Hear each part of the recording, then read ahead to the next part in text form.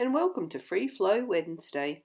I started the video with the inspiration piece for this week, but once again I forgot to look at it.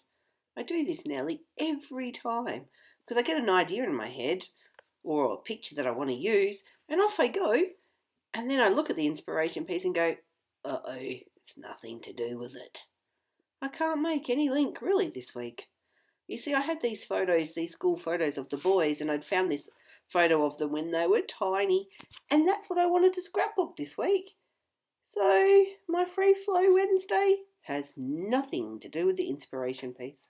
I saw a video not long ago, and I think it was by Caitlin, who goes by Grey Florals, where she had laid lots of different pieces of washi tape along the bottom part of her background paper, and I thought, that's been ticking away in my brain, and I thought, I'll get that out.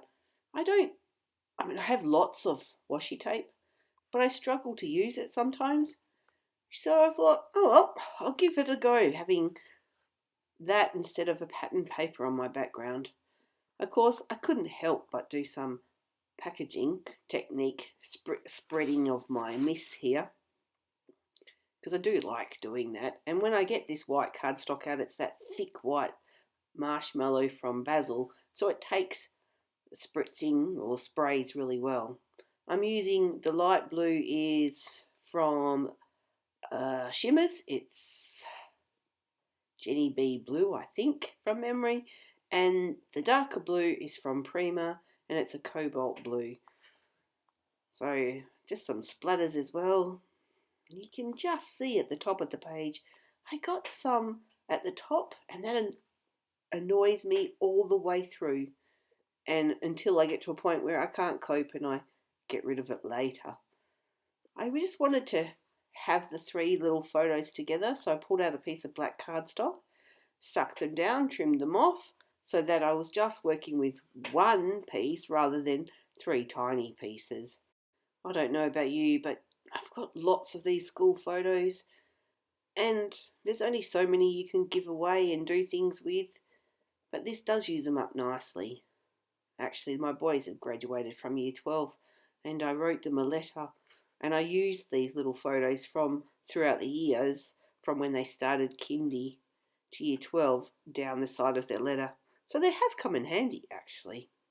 As you can see, I put a bit of tissue paper behind, and then I thought, alright, I'll get out some thread and add that, some blue, and then I decided I needed to actually lift the photos a little bit, and I've put them on some fun foam, and then I found a piece of this red paper. It comes from the Little by Little collection from Chamel, and just added that for a little bit because it was getting a little bit too blue in that area. I went through and I found this word sticker, and I thought it was a good idea. The saying went with the photos, I thought, and then I've pulled out a couple of stickers from the Little by Little collection as well. And I had these acrylic letters, and I thought, well, you know, I love them always. I will always love them regardless of what happens. So that makes a good title. But as I'm doing this, and then I pull out more acrylic pieces and some enamel dots, I really am starting to not like it. And I don't know what it is. I don't know whether I shouldn't have put these acrylic hearts on and the enamel dots, or whether that red word sticker, foamy, puffy sticker at the top. I don't know what it is I don't like, but something's getting to me, and I know too, the splatter at the very top is getting to me. I don't like that. So I figure, right, pull it apart. I took off that red sticker. I'm going to chop it off. Then I'm thinking, what am I going to do with it? I pull out a piece of black cardstock. Right, I can mat it on that. That makes it 12 by 12. And then I find this 12 by 12 sheet from the Little by Little collection. And I like the blue. It tones in with the rest of it, so that I'm going to give it a border top and bottom. I've solved that problem now. But then I got stuck with, well, what am I going to do for embellishments? Didn't like what I'd done the first time. How am I going to try and save this? Well, I make another boo, but I'll get to that in a minute. Right, stick this down.